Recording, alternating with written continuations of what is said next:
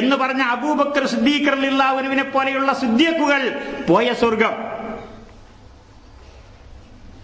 രാവും പകലും കരഞ്ഞുകൊണ്ട് നീതിയുടെ കേദാരമായ ഉമർ ബിൻ ഖത്താബ് റളിയല്ലാഹു അൻഹു, ഉമറും ഫിൽ ജന്ന എന്ന് പറഞ്ഞ ഉമർ ബിൻ ഖത്താബ് റളിയല്ലാഹു അൻഹു, എനിക്ക് സ്വർഗത്തെ ഒരു ചാട്ടവാറ് വെക്കാനുള്ള സ്ഥലമെങ്കിലും ഞെരങ്ങിയെങ്കിലും സ്വർഗത്തിലേക്ക് പോകാൻ അവസരം കിട്ടിയെങ്കിൽ എന്ന് കരഞ്ഞുകൊണ്ടിരുന്ന ഉമർ ബിൻ ഖത്താബ് റളിയല്ലാഹു അൻഹു കിടക്കുന്ന സ്വർഗം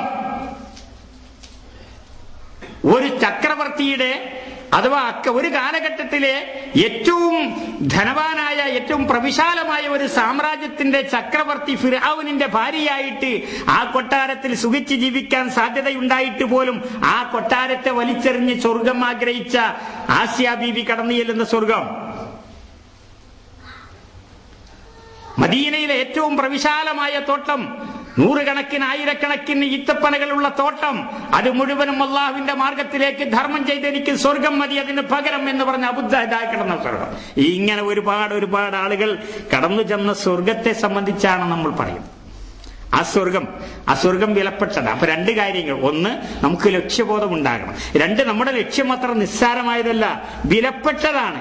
ആ വിലപ്പെട്ട സ്വർഗത്തിന് വേണ്ടിയാണ് നമ്മൾ ഇവിടെ പണിയെടുക്കുന്നത് എന്ന ബോധം നമുക്കുണ്ടാകണം. മൂന്നാമത്തത്, ഇത്രയും പറയുമ്പോൾ മൂന്നാമത്തതായിട്ട് നമുക്കുണ്ടാകുന്ന ഒരു കാര്യം, നമ്മൾ ചില ഉത്തരവാദിത്തമുള്ളവരാണ് എന്ന ബോധം.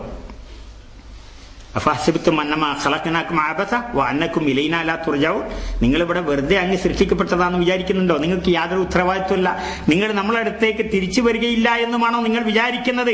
അപ്പൊ അങ്ങനെയല്ല, നിങ്ങൾക്ക് ഉത്തരവാദിത്വമുണ്ട്. അള്ളാഹു നിങ്ങൾക്ക് ഭൗതികമായി മറ്റ് യാതൊരു സൗകര്യങ്ങളും നൽകിയില്ലെങ്കിൽ തന്നെ നിങ്ങൾക്ക് ഇപ്പോൾ നൽകിയിരിക്കുന്ന, ഇപ്പോൾ നിങ്ങളുടെ കയ്യിലുള്ള ഈ ശരീരഘടനയ്ക്ക് തന്നെ നിർവഹിക്കേണ്ട ധർമ്മങ്ങളുണ്ട്. പിന്നെ അതിന്റെ പുറത്താണ് ബാക്കിയുള്ള കാര്യങ്ങൾ. മുഹമ്മദ് നബി സല്ലല്ലാഹു അലൈഹി വസല്ലം പറഞ്ഞു, കുല്ലു സുലാമാ മിനൻ നാസി അലൈഹി സ്വദഖ കുല്ല യൗമിൻ തത്ലുഉ ഫീഹി ശംസ്. എല്ലാ മനുഷ്യന്മാർക്കും സൂര്യൻ ഉദിച്ചു പൊങ്ങുന്ന ഓരോ ദിവസവും അവന്റെ ഓരോ സന്ധികൾക്കും ധർമ്മമുണ്ട്. അവന്റെ ശരീരത്തിന്റെ ഓരോ ഭാഗങ്ങൾക്കും ധർമ്മമുണ്ട്. ശരീരത്തിന്റെ ഓരോ ഭാഗങ്ങൾക്കും, തീറ്റക്കും കുടിക്കുകയല്ല പറഞ്ഞത്. അന്നപാനീയങ്ങൾ കഴിക്കുന്നതിനോ മറ്റ് ഭൗതികമായി മറ്റ് സൗകര്യങ്ങൾ നൽകിയതിനെ സംബന്ധിച്ചുള്ള ധർമ്മത്തെ പറ്റിയല്ല പറഞ്ഞത്. മറിച്ച് ഓരോ മനുഷ്യനും അവന്റെ ശരീരത്തിന്റെ ഓരോ സന്ധികൾക്കും ഒരു ധർമ്മം നിർവഹിക്കാനുണ്ട് ഓരോ ദിവസവും. അതെങ്ങനെയാണ് നിർവഹിക്കുന്നത്? നബി സല്ലല്ലാഹു അലൈഹി വസല്ലം പറഞ്ഞു, തഅദിലു ബൈനൽ ഇസ്നൈനി സദഖ. നേരം വെളുത്തു, പ്രഭാതമായി, രണ്ടാളുകൾ തമ്മിൽ എന്തെങ്കിലും ഒരു പ്രശ്നമുണ്ടായി എന്ന് വിചാരിക്കുക. അവർ രണ്ടുപേർക്കും ഇടയിൽ നീതി വിധിച്ചുകൊണ്ട് ഒരു കാര്യത്തിൽ ഏർപ്പെട്ടാൽ അത് അവന്റെ ശരീരത്തോട് അവൻ ചെയ്യേണ്ട ഒരു ധർമ്മത്തിൽപ്പെട്ടതാണ്. അപ്പൊ അവനൊരു ധർമ്മം വീടി എന്നർത്ഥം.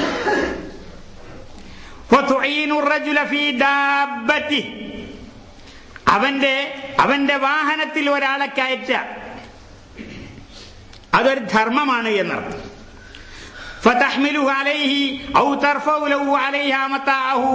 ഒന്നുകിൽ അവനെ അതിന്റെ മുകളിൽ കയറ്റുക, അല്ലെങ്കിൽ അവന്റെ ചരക്കുകൾ, അവന്റെ വസ്തുക്കൾ ആ വാഹനത്തിലൊന്ന് കയറ്റാൻ അവനെ സഹായിക്കുക. ഇതും അവന് സദഖയാണ്. വൽകലിമത്തു ത്വയ്യിബത്തു സദഖ. ഒരു നല്ല വാക്ക് പറയാൻ, ഒരു ദിവസം പ്രഭാതം ഉദിച്ച് പ്രദോഷത്തിന്റെ ഇടയിൽ ഒരു നല്ല വാക്ക് പറയാൻ അവസരം കിട്ടിയാൽ, അഥവാ അത് ഉപയോഗപ്പെടുത്തിയാൽ, അതും അവന് സദഖയാകുന്നു. നമസ്കാരത്തിന് വേണ്ടി ഓരോ കാൽപാദങ്ങൾ എടുത്തു വെക്കുമ്പോഴും അത് സദഖയാകുന്നു അവന്.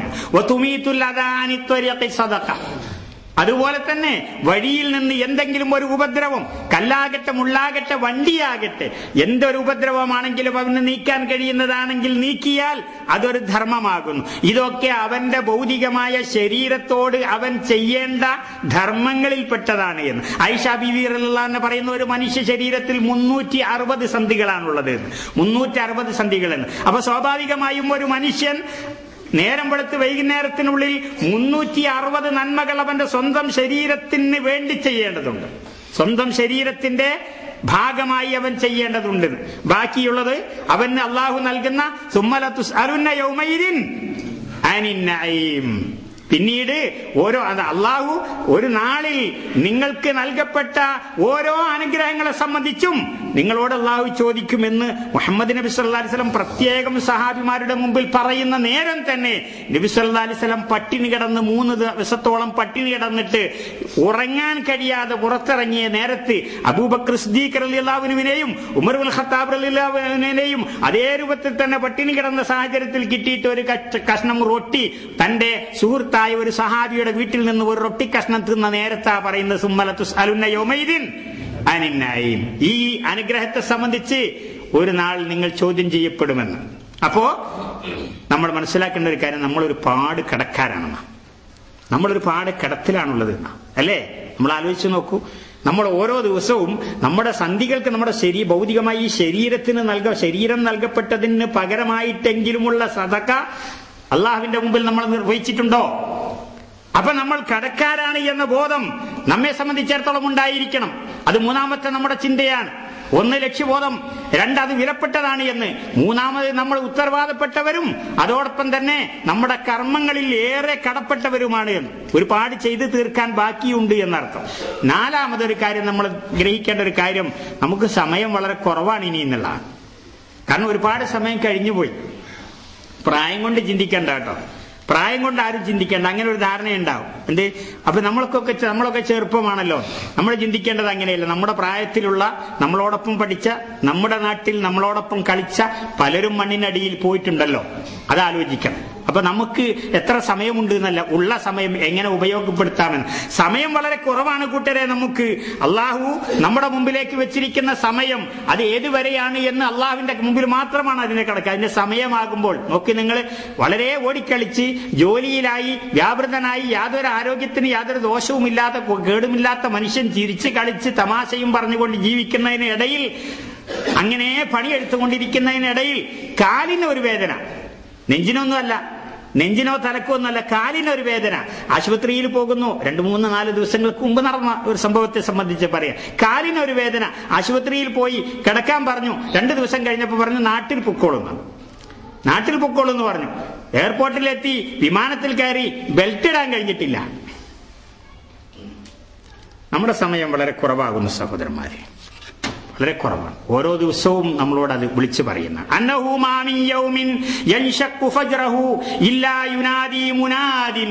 ഓരോ ദിവസവും ഓരോ പ്രഭാതം പൊട്ടിവിടരുമ്പോഴും മനുഷ്യലോകത്തിന്റെ ഓരോ വ്യക്തികളെയും വിളിച്ചുകൊണ്ട് പറയുന്നുണ്ട്. ഒരു വിളിയാളൻ വിളിച്ചു പറയുന്നുണ്ട്, നിങ്ങൾ ശ്രദ്ധിക്കേണ്ടതുണ്ട്. യബ്ന ആദം, ഏ മനുഷ്യപുത്ര, അന ഖൽഖുൻ ജദീദ്, ഞാനൊരു പുതിയ സൃഷ്ടിയാകുന്നു. ഓരോ ദിവസവും, ഇന്നത്തെ ദിവസം ഒരു പുതിയ സൃഷ്ടിയാകുന്നു. വഅന അലാ മലിക ഷഹീദ്, നിന്റെ കർമ്മങ്ങൾക്ക് ഞാൻ സാക്ഷിയാണ് എന്ന് ഓരോ ദിവസം നമ്മളോട് പറയുന്നുണ്ട്, ഓരോ പ്രഭാതത്തിലും പറയുന്നുണ്ട്. മനുഷ്യപുത്ര, ഞാനൊരു പുതിയ സൃഷ്ടിയാണ് കേട്ടോ. ഇന്നലെ ഞാൻ വന്നിട്ടില്ല, ഞാൻ പുതിയ ഒരു സൃഷ്ടിയാണ്. വഅലാ മലിക ഷഹീദ്, നിന്റെ കർമ്മങ്ങൾക്ക് ഞാൻ സാക്ഷിയുമാകുന്നു. ആയതിനാൽ ഫതുസവ്വിദ് മിന്നി, എന്നിൽ നിന്ന് നീ വർദ്ധിപ്പിച്ചുകൊള്ളുക, എന്നിൽ നിന്ന് നീ സമ്പാദിച്ചു കൊള്ളുക, എന്നിൽ നിന്ന് പരമാവധി നീ ഉപയോഗിച്ചു കൊള്ളുക. എന്തുകൊണ്ടെന്നാൽ ഫഇന്നി ലാ അഊദു ഇലാ യൗമിൽ ഖിയാമ, ഖിയാമത്ത് നാൾ വരെ ഇനി ഞാൻ തിരിച്ചു വരികയില്ല. ഖിയാമത്ത് നാൾ വരെ ഞാൻ ഇനി തിരിച്ചു വരികയില്ല. നഷ്ടപ്പെട്ട ഒരൊറ്റ ദിവസവും ഇനി നമുക്ക് വീണ്ടും കിട്ടുകയില്ല. കഴിഞ്ഞ ഒരു ദിവസവും ഈ ലോകം മുഴുവനും നമ്മൾ കൊടുത്താലും നമുക്ക് തിരിച്ചു കിട്ടുകയില്ല. അപ്പോ 4മതായി നമ്മൾ ചിന്തിക്കേണ്ട ഒരു കാര്യം, നമ്മുടെ സമയം കഴിഞ്ഞു പോയത് നമുക്ക് തിരിച്ചു കിട്ടാനില്ല എന്നുള്ളതാണ്. അങ്ങനെയെങ്കിൽ അള്ളാഹു ചോദിക്കുകയാണ്, യാ അയ്യുഹൽ ഇൻസാൻ മാ ഗറക ബിറബ്ബിക്കൽ കരീം, നിന്റെ ഭൗതികമായ കാര്യങ്ങളെ സംബന്ധിച്ച് നിനക്ക് ശ്രദ്ധയുണ്ട്, അതിൽ വന്ന പോരായ്മകൾ തിരുത്താൻ വേണ്ടി നീ ശ്രമിക്കുന്നുണ്ട്. ഒരു വാർഷിക ബജറ്റ് കൊണ്ട് നീ അത് തിരുത്താൻ നോക്കുന്നുണ്ട്. നിന്റെ കമ്മി മുഴുവനും തിരുത്താനും നികത്താനും നീ ശ്രദ്ധിക്കുന്നുണ്ട്. പക്ഷേ നിന്റെ യഥാർത്ഥമായ ലക്ഷ്യമുണ്ടല്ലോ.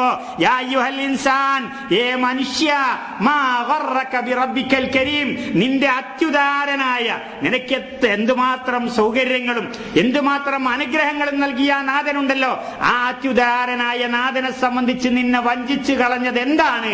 മാ ഗറക ബിറബ്ബിക്കൽ കരീം അല്ലദീ ഖലഖക ഫസവ്വാക ഫഅദലക ഫീ അയ്യി സൂറത്തിൻ മാ ശാഅ റകബക, നിന്നെ സൃഷ്ടിച്ചു, നിന്നെ രൂപപ്പെടുത്തി, അതുപോലെ തന്നെ നിന്റെ ശരീരം അവൻ ഉദ്ദേശിക്കുന്ന വിധത്തിൽ നിന്നെ സംവിധാനിച്ചു. എന്നിട്ട് ആ നാഥനെ നീ എപ്രകാരമാണ് ആ നാഥനെ സംബന്ധിച്ച് നീ വഞ്ചിതനായത്? നിന്റെ റബ്ബിന്റെ അടുത്തേക്ക് തിരിച്ചു പോകണ്ടേ?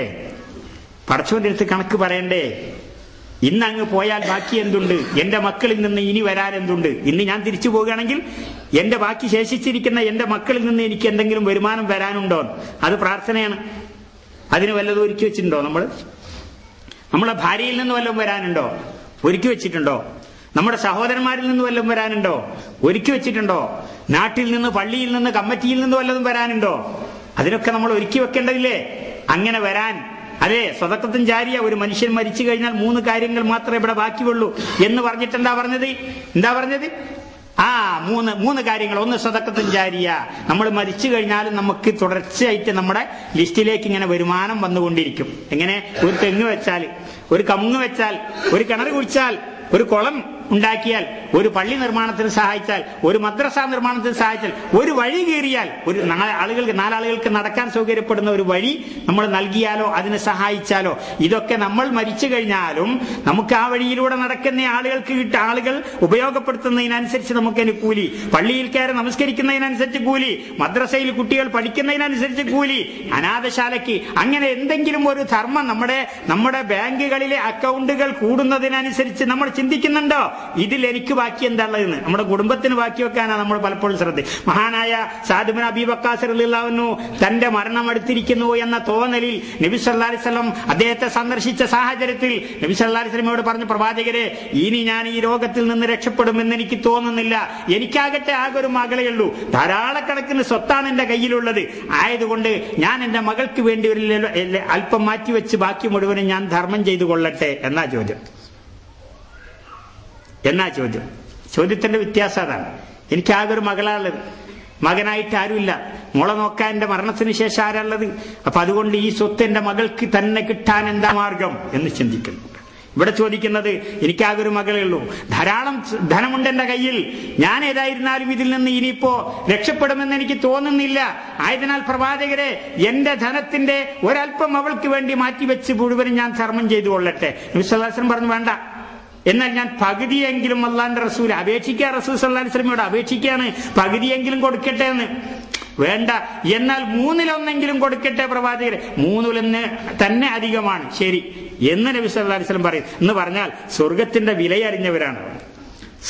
വിലയറിഞ്ഞവരാണ്. അപ്പൊ അതുകൊണ്ട് എത്രയും പെട്ടെന്ന് കൊടുക്കാനുള്ള ശ്രമമാണ് അവർ നടത്തിക്കൊണ്ടിരിക്കുന്നത് എന്നർത്ഥം. മാ ഗറക ബിറബ്ബിക്കൽ കരീം അല്ലദീ ഖലഖക ഫസവ്വാക ഫഅദലക ഫീ അയ്യി സൂറത്തിൻ മാ ശാഅ റക്കബക കല്ലാ ബൽ തുകദ്ദിബൂന ബിദ്ദീൻ. എന്തുകൊണ്ടാണ് നിങ്ങൾക്ക് ഭൗതികമായ കാര്യങ്ങളിൽ ഇത്ര ശ്രദ്ധയും അതിനുവേണ്ടി നികത്താനുള്ള ശ്രദ്ധയും, എന്നാൽ പരലോകത്തിന്റെ കാര്യത്തിൽ നിങ്ങൾ അതത്ര കാര്യമായിട്ട് എടുക്കാതിരിക്കാനുള്ള കാരണം? കല്ലാ ബൽ തുകദ്ദിബൂന ബിദ്ദീൻ, നിങ്ങൾ പ്രതിഫല നാളിനെ നിങ്ങൾ ഉദ്ദേശിക്കുന്നില്ല. പ്രതിഫലം അങ്ങനത്തെ ഒരു സംഗതിയെ നിങ്ങൾ നിഷേധിക്കുക ചെയ്യുന്നത്. നമ്മൾ നിഷേധിക്കുന്നില്ല. പരലോകം ഉണ്ട് എന്ന് നമ്മൾ വിശ്വസിക്കുന്നവരാ, സ്വർഗം ഉണ്ട് എന്നും നരകം ഉണ്ട് എന്നും വിചാരണയുണ്ട് എന്നൊക്കെ വിശ്വസിക്കുന്നവരാണ് നമ്മൾ. പക്ഷെ നമ്മൾ ഒരുക്കുന്നില്ല എന്ന് പറഞ്ഞാൽ അതിന്റെ അർത്ഥം നമുക്ക് അറിവേ ഉള്ളൂ, വിശ്വാസമായിട്ടില്ല എന്നർത്ഥം. പരലോകം ഉണ്ട് എന്ന് നമ്മൾ അറിവാണ്, നരകമുണ്ടെന്നും സ്വർഗമുണ്ടെന്നും നമുക്ക് അറിവാണ്, സ്വർഗത്തിൽ എന്തൊക്കെയുണ്ട് ആരൊക്കെയുണ്ട് എന്നത് നമ്മുടെ അറിവാണ്. പക്ഷെ അത് നമ്മുടെ വിശ്വാസമായിട്ടില്ല, ഈമാനായിട്ടില്ല. ഈമാനായാൽ ഈ രൂപത്തിലേക്ക് വരും. നോക്കൂ നിങ്ങൾ, നമുക്കറിയാം അബൂജഹൽ ആരാ? അബൂജഹൽ ആരാണ് എന്നറിയാത്ത ഒരൊറ്റ മുസ്ലിം ഉണ്ടാവില്ല. കാരണം എന്താണ്? ഇസ്ലാമിന് അത്രയും ശത്രുത കാണിച്ച മുഹമ്മദ് നബി സല്ലല്ലാഹു അലൈഹി വസല്ലമയെ കണ്ണീര് കുടിപ്പിച്ച വ്യക്തിയാണ് അബൂജഹൽ എന്ന് പറയുന്നത്, അല്ലേ? ആ അബൂജഹലിന്റെ ഒപ്പം മകനുണ്ട്, ചെറുപ്പക്കാരനായ മകൻ. ഇവർ രണ്ടുപേരും വാപ്പയാണോ മകനാണോ ഇസ്ലാമിന്റെ ഏറ്റവും വലിയ ശത്രു എന്ന് ചോദിച്ചാൽ തിരിച്ചറിയാത്ത വിധം ശത്രുത കാണിച്ചവരാ അവർ രണ്ടുപേരും. അറിയോ നിങ്ങൾക്ക്? അങ്ങനെ മക്കം ഫത്തഹിന്റെ നേരത്ത് ഭാഗ്യവശാൽ അബൂജഹലിന്റെ മകൻ ഇക്രിമ ഇസ്ലാമിലേക്ക് കടന്നു വന്നപ്പോൾ അദ്ദേഹത്തിന് തോന്നി, ഞാൻ ഇസ്ലാമിനെതിരെ ഒരുപാട് ശത്രുവം കാണിച്ചവരാണ്, അതിനുവേണ്ടി ഒരു കയ്യും മെയ്യും ധനവും മറന്ന് അതിനുവേണ്ടി സഹായിച്ചവനാണ്. അദ്ദേഹത്തിന് പ്രയാസം തോന്നി. അദ്ദേഹം പള്ളിയിലിരുന്നു, അള്ളാഹുവിന്റെ ഖുർആനുമായി ധാരാളം സമയം പള്ളിയിലിരുന്ന് ആ ഖുർആൻ ഓതി കരഞ്ഞ് ആ ഖുർആൻ തന്റെ നെഞ്ചോടടുപ്പിച്ചിട്ട് അതിനെ മുത്തം വെച്ചുകൊണ്ട് പറഞ്ഞു, ഇതെന്റെ നാഥന്റെ ഗ്രന്ഥം, ഇതെന്റെ നാഥന്റെ വചനങ്ങൾ എന്ന് പറഞ്ഞ് കണ്ണുനീരൊഴുക്കി. തീർന്നില്ല, അദ്ദേഹം പറഞ്ഞു, ഇസ്ലാമിനെതിരിൽ ഞാൻ എത്ര ധനമാണോ ഉപയോഗിച്ചത്